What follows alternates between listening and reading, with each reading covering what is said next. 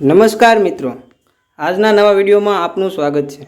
આજે આપણે વાત કરવાના છીએ એક સત્ય ઘટના, રૂપાળીબાનું મામેરું। પ્રભાસ પાટણ સોમનાથની બાજુમાં ગીર ખોરાસા નામના એક નાનકડા ગામના પાદરના કૂવે પણિયારીઓ પાણી ભરી રહી છે। કૂવાની ગરેડીના ખીલા કીચોડ કીચોડના અવાજથી ગાંજી રહ્યા છે। વચ્ચે વચ્ચે પણિયારીઓની વાતોના જકોળા વાતાવરણને ઘોંઘાટિયું બનાવી રહ્યા છે। કોઈની નણંદ તો કોઈની સાસુ વગોવાઈ રહી છે। આજે ગામના દરબારને ઘરે વિવાહનો પ્રસંગ છે, એટલે બાયુની વાતોમાં ક્યારેક ક્યારેક રૂપાળીબાના મામેરાની વાત પણ આવી જાય છે। એક બાઈ બોલી, જો તો ખરી એલી, રૂપાળીબાના મામેરાની એલું આવે છે ક્યાંય? બીજી બાઈએ ટાપસી પૂરી, પાટણના કેળા તો હજી સૂના છે। ત્રીજી બાઈ, રૂપાળીબાનું મામેરું હવે આવી રહ્યું। અને બધી પણિયારીઓ એકી સાથે હસી પડી। આમ જ્યાં વાતો ચાલે છે ત્યાં જ પ્રભાસ પાટણનો એક હરિજન કૂવે પાણી પીવા આવ્યો। બોન, તરસ્યા વાટમાર્ગુને પાણી પાછું? કયે ગામ જવું ભાઈ? પાણીની ગાગર નમાવી એક બાઈ પાણી ખોબામાં રેડતા પૂછવા લાગી। માધુપુર જાઉં છું બોન। ઓ, આમ ક્યાંથી આવો છો? સોમનાથ, પાટણથી। લે, તો અમારા દરબારની વહુવારીના મામેરિયા, કહીને પાણી પાતી બાઈએ બીજી બાઈ સામે આંખ ઉલાળી। હરિજન કાંઈ સમજ્યો નહીં, એટલે સામે જોઈ રહ્યો। તને કાંઈ ખબર નથી ભાઈ? આજ અમારા ગામના દરબારગઢમાં વિવાહનો પ્રસંગ છે, અને તમારા દરબારની દીકરી રૂપાળીબા અહીંયા સાસરે છે। અમને તો એમ કે તમે એનું મામેરું લઈને આવ્યા છો। આટલું બોલી બધી બાઈઓ ઠઠ્ઠો કરતી ચાલતી થઈ। ગામમાંથી આ હરિજનના જુવાનને જાણવા મળ્યું કે ખોરાસા અને પાટણના દરબાર વેવાય છે, પણ બંને વચ્ચે કાંઈક દુઃખ થયું હોવાથી વ્યવહાર નથી, અને એના ઝઘડાનો ભોગ બની છે રૂપાળીબા। આજે વિવાહ જેવો રૂડો અવસર ને રૂપાળીબા મામેરા વિનાની રહી છે।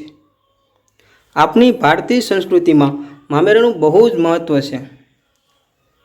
બેનને ભાઈના મામેરાની જિંદગીભર વાટ હોય છે, અને ઘરે પ્રસંગ આવે ને બેન મામેરું વધાવીને આંગળીઓના ટાસકા ફોડે ત્યારે એને જે હરખ હોય એનું શબ્દોમાં વર્ણન ન થઈ શકે।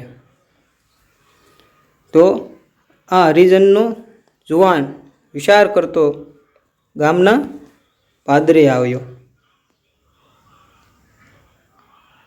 મનમાં કાંઈક ગાંઠ વાળીને પાછો વળ્યો। ગામની બજારમાં આવીને દરબારગઢનો રસ્તો પૂછ્યો। દરબારગઢમાં તો ઢોલ શરણાઈની પ્રાસંટ બોલે છે, વિવાહનો અવસર છે, કિલોળ થાય છે, પણ હરિજન વિચારે છે કે આ આનંદમાં મારા ગામની એક દીકરી કોઈ ખૂણામાં ઓશિયાળી થઈને બેઠી છે, એની ઉપર મેણાના મેં વરસતા છે। એણે ગામધણી દરબારની મુલાકાત માંગી। દરબારમાં હાજર થયો। બોલ ભાઈ, કયું ગામ? પ્રભાસ, પાટણ। ઓ, વેવાઈનું ગામ? શું આવ્યા છો? અમારી રૂપાળીબેનનું મામેરું લઈને આવ્યો છું બાપુ। વેવાઈને શું થયું? એના કુટુંબમાં એક અણધાર્યું મરણ થયું, એટલે અવાય એમ નથી, મને મોકલ્યો છે। વાહ, તો મામેરાના ગાડા પાછળ આવતા હશે ને? અમારી દીકરીના મામેરા ગાડામાં નો સમાય બાપુ। બેનને મામેરામાં હું ઈશ્વર્યું અને કિન્નર્યું બે ગામ લખી દઉં છું। દરબારની કચેરીના માણસો શોક થઈ ગયા, પણ દરબારે કીધું, એના દસ્તાવેજ ક્યાં? મને ખબર નહોતી દરબાર કે ખોરાસાના દરબારગઢમાં માણસની જીવાન કરતાં કાગળની સબરખીને મોટાઈ આપવામાં આવે છે. દરબાર નીચે જોઈ ગયા. રૂપાળીબા આવ્યા. હરિજનના જુવાનના કપાળે ચાંદલો કરી અને મામેરું વધાવ્યું. જુવાન પોતાના પંથે પડ્યો. સોમનાથ પાટણ આવીને પોતાના ગામના દરબાર જે ભગવાન સોમનાથ મહાદેવની પૂજા કરી દરબાર ભરીને બેઠા છે એ કચેરીમાં આવીને કહેવા લાગ્યો, બાપુ, હવે જીવાડો કે મારો એ તો તમારા હાથમાં છે, પણ રૂપાળીબા બોનનું મામેરું ભરીને હાલ્યો આવું છું.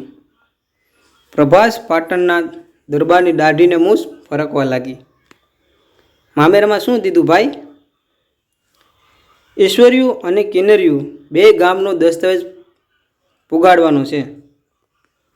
વાહ બાપ, તે તો મારી આબરૂ રાખી. 2 ગામ તે બેનને દીધા. આ 5 ગામનો ગ્રાસ આજથી હું તને લખી દઉં છું. એમ કહેવાય છે કે આઝાદી મળી એના પહેલાં સોમનાથ પાટણની આસપાસના 5 ગામનો ગ્રાસ સોમનાથના હરિજનોને મળતો હતો. મિત્રો, તમને જો આ વિડીયો પસંદ આવ્યો હોય તો વિડીયોને લાઈક કરો, શેર કરો. આવા જ અવનવા વિડીયો જોવા માટે અમારી સાથે જોડાયેલા રહો. ધન્યવાદ. ખૂબ ખૂબ આભાર. જય સોમનાથ મહાદેવ.